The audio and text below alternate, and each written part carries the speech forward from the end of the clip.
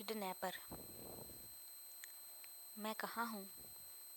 اس نے سامنے کرسی پر بیٹھے شخص کو دھندلائی آنکھوں سے دیکھتے ہوئے پوچھا۔ سر پر موجود بلب کی روشنی میں وہ بامشکل اپنی آنکھوں کو کھولنے کی کوشش کر رہی تھی، جو دوائی کے زیر اثر اب بھی بند ہو رہی تھیں۔ نہ جانے کیا دشمنی تھی، اسے یہاں کیوں لایا گیا تھا؟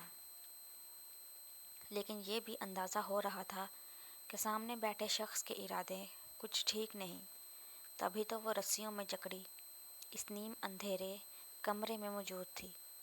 میں تم سے پوچھ رہی ہوں، کیوں باندھا ہے مجھے؟ کرسی پر بیٹھی وہ چلائی، ساتھ ساتھ رسیوں کے جکڑے ہاتھوں کو آزاد کرنے کی کوشش بھی جاری تھی۔ اے چھوکری، چیخ نہیں، سمجھی؟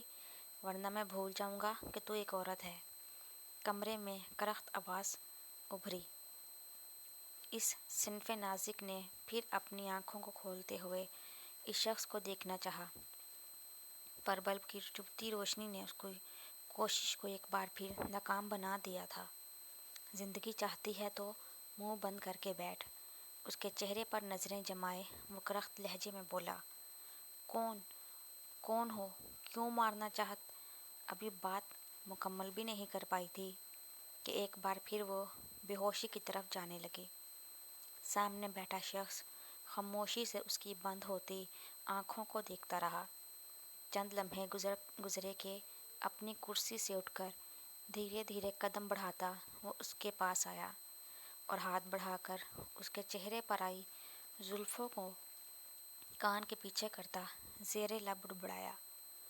وہ کیوں مارنا چاہتا ہے تجھے؟ وہ ہسپتال کے کمرے میں بیٹھی بے بسی سے اپنی ماں کو دیکھ رہی تھی، جو کینسر کے باعث ایک بار پھر اس ہسپتال میں موجود تھی۔ ڈاکٹر انہیں جواب دے چکے تھے، جس کے بعد سے اس کا دل کر رہا تھا پھوٹ پھوٹ کر روئے، لیکن جویریہ کی طبیعت کے باعث وہ خود پر ضبط کرتی ان کی باتیں سن رہی تھی۔ آئمہ، تمہیں گھر جانا چاہیے، کافی تھک گئی ہو۔ اس حالت میں تمہیں اپنا خیال رکھنا چاہیے، وہ نحیف سی آواز میں اس کے بھرے بھرے وجود کو دیکھتے ہوئے بولی۔ لیکن میں آپ کو چھوڑ کر کیسے جا سکتی ہوں؟ اس نے پریشانی سے جویریہ کو دیکھا، جو تیسری چوتھی بار اسے گھر جانے کا کہہ چکی تھی۔ حسان ہے میرے پاس، تم جاؤ۔ انہوں نے کہتے ہوئے 17 سالہ بیٹے حسان کی طرف دیکھا، جو کرسی پر بیٹھا خاموشی سے ماں بہن کی گفتگو سن رہا تھا۔ ٹھیک ہے، پر کوئی بات ہو تو حسان مجھے فوراً کال کرنا، وہ کہہ کر اٹھ کھڑی ہوئی اور ان دونوں کو الوداع کہتی ہسپتال کے کمرے سے باہر نکل گئی۔ اس کا دل اداس تھا، بے حد اداس۔ کہنے کو تو جویریہ اس کی سوتیلی ماں تھی، لیکن انہوں نے کبھی اپنے سگے بیٹے حسان اور آئمہ میں فرق نہیں کیا تھا۔ آئمہ کی ماں سیما اس کی پیدائش کے دوران ہی خالق حقیقی سے جا ملی تھی، جس کے بعد رمیز شیخ نے آئمہ کو سنبھالنے کی خاطر اپنی سالی جویریہ سے شادی کر لی تھی، مگر 3 سال پہلے ہارٹ اٹیک کے باعث وہ بھی ان تینوں کو روتا چھوڑ کر اپنی آخری آرام گاہ میں جا سوئے تھے، اور آج 3 سال بعد جویریہ بھی اسے خود سے دور جاتی محسوس ہو رہی تھی۔ اسے خود پر قابو پانا مشکل لگنے لگا، اس لیے فوراً ٹیکسی لے کر گھر کی طرف روانہ ہو گئی۔ مائی وائف، تم رو رہی ہو؟ اسپیکر سے احتشام کی متفکر سی آواز ابھری۔